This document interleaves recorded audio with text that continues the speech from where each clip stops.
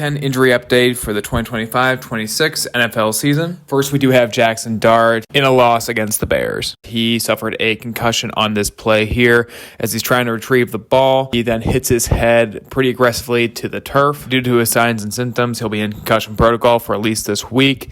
So that means he is about a 50-50 chance for next week's game. Next, we have Dalton Kincaid, tight end for the Buffalo Bills, in a loss against the Dolphins, suffered a hamstring injury. There's never a 1 week hamstring injury, so he'll most likely miss week 11.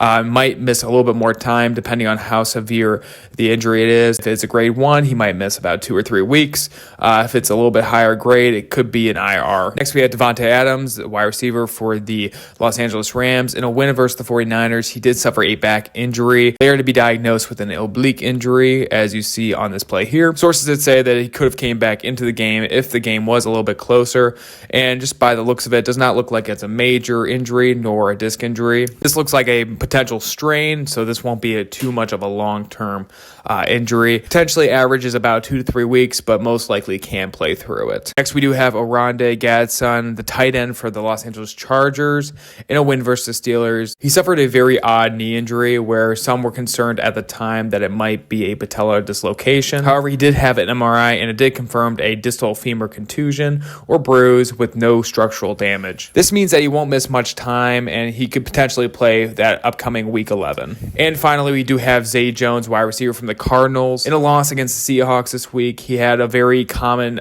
mechanism of injury for an Achilles tendon rupture. Here you see him walking on the end zone and then look back as if someone kicked his Achilles. Unfortunately, it was confirmed that he did rupture that Achilles tendon, which will require season-ending surgery.